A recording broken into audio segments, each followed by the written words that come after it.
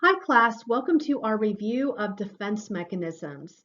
So we're going to be reviewing defense mechanisms. I'm going to be providing you with a scenario, and then what I want you to do is I want you to name the defense mechanism that you think is at work. So let's get started. I'm going to be providing you with some scenarios, and I'm going to ask you to identify the defense mechanism that you think is taking place. Now, I'm going to go over several of these, and then after we go over the defense mechanism scenarios, I'm going to share with you what the answers are. So what I'd encourage you to do is get out a piece of paper and a pencil and write down what defense mechanisms you think are taking place. So let's get started. We first have Mr. T, and he's a 40-year-old businessman who recently completed a round of court-ordered psychotherapy and AA meetings that resulted from 2 arrests in the span of 2 years for DUI. With his driver's license reinstated and no longer being compelled to attend therapy or groups, it's back to the usual routine, 90-minute business lunches with important clients that usually include anywhere from 1 to 3 alcoholic beverages. So what do you think is going on with Mr. T? What defense mechanism is at work? If you need a moment to think about this or any of the ones in the future, just pause the video and then you can press play to restart it.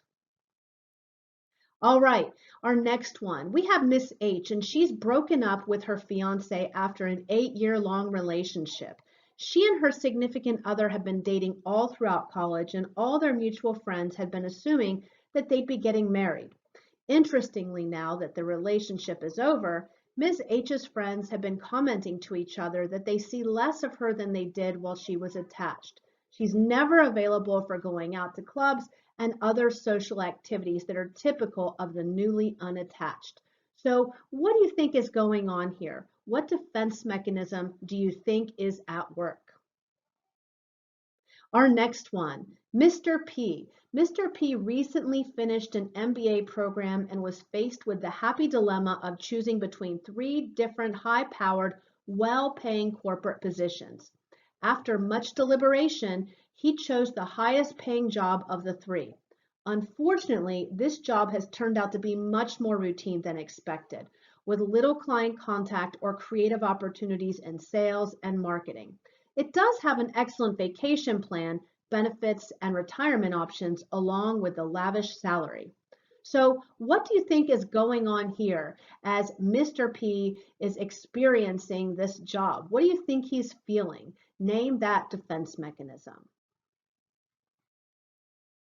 Here's our next one, Ms. R. Ms. R is in her spring semester of her 2nd year of college, and she's waiting to transfer to UCLA. She and her best friend were both eligible and competing for the same scholarship for aspiring chemistry majors. Her best friend won the scholarship. Now, Ms. R's roommates have noticed quite a change in her. They all used to get along so well.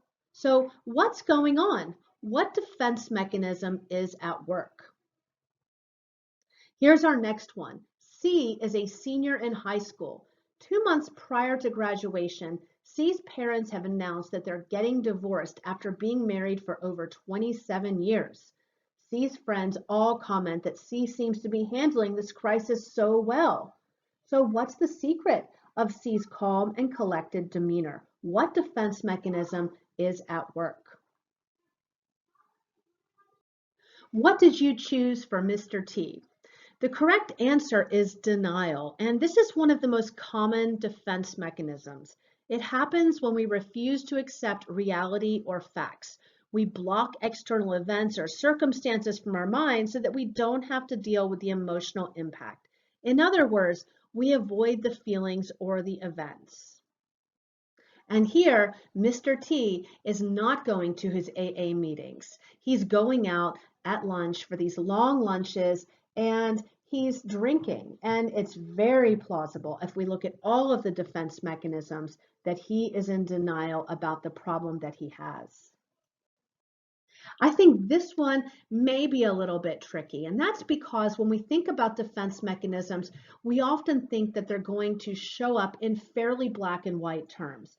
But I don't think that this one is so black and white. These examples that I provide, I think, can be very helpful because oftentimes defense mechanisms aren't presented in black and white terms.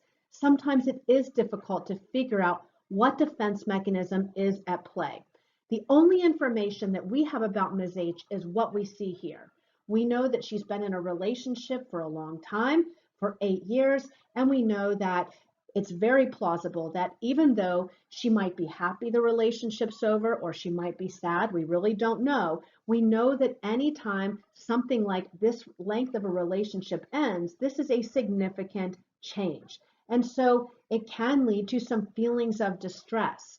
So what we see here is that her friends are not saying anything about her doing anything that's unhealthy. All we know is that they haven't been seeing her very often. Now, is it plausible she's depressed? We don't know. But what we know is that they're not seeing her very often. So we might choose sublimation, and here's why. Because when someone is using sublimation, they're using that particular feeling that they have, and they're taking that energy and they're expressing it in a healthy way. So perhaps she's using that time to grow and be on her own.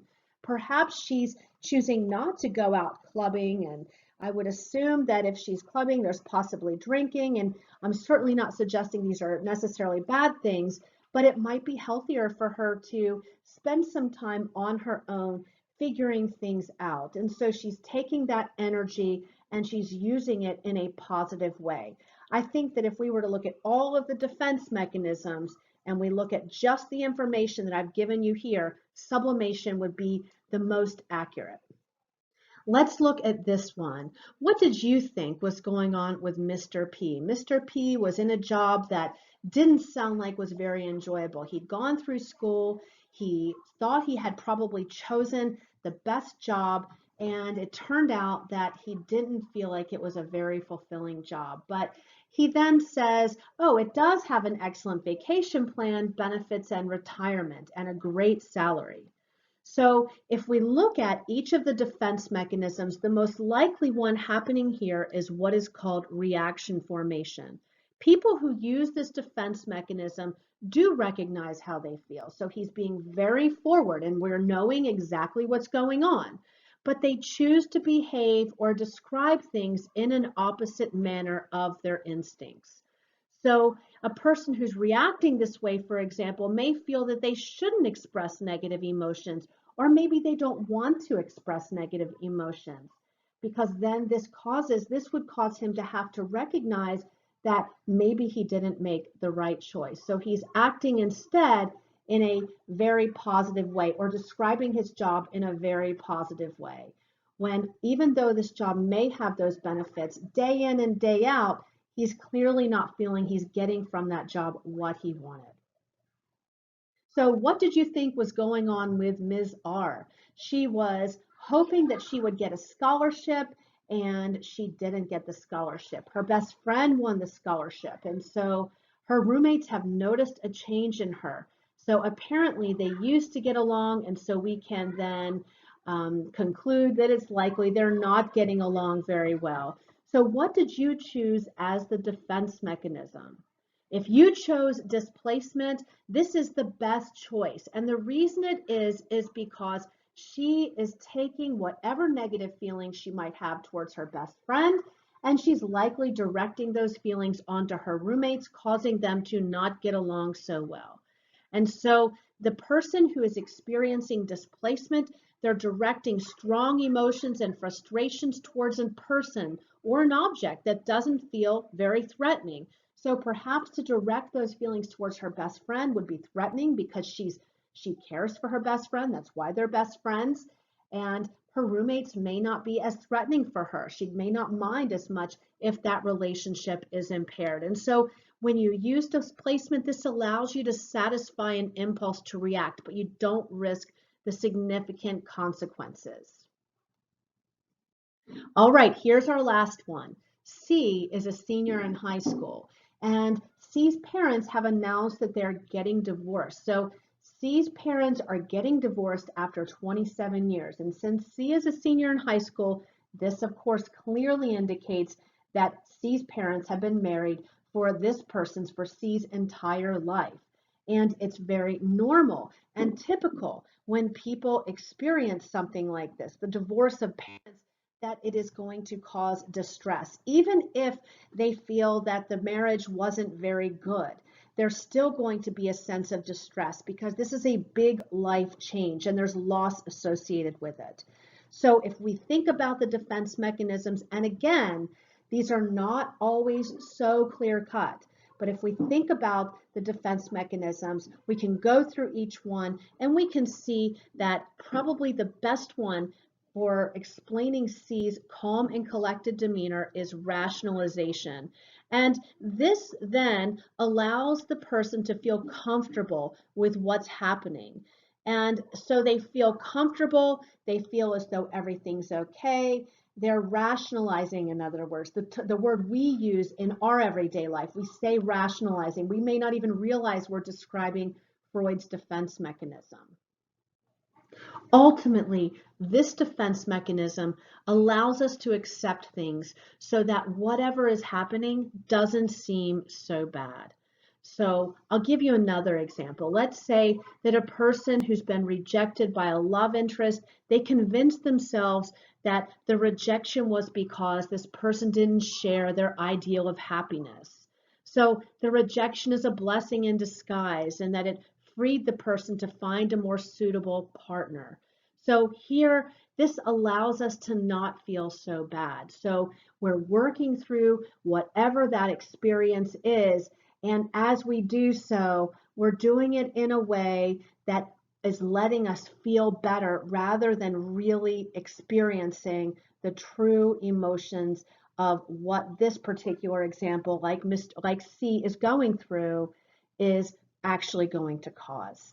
So I've given you some examples of these defense mechanisms. I hope that you find these helpful as you think about defense mechanisms and how we see these in our everyday life. Again, they're not always in black and white terms. It's not always extraordinarily clear, but if we really think about the behavior of the people that we know and care about, we often can find these defense mechanisms once we have a good understanding of each of them. If you have any questions as you're reading about defense mechanisms, please don't hesitate to let me know.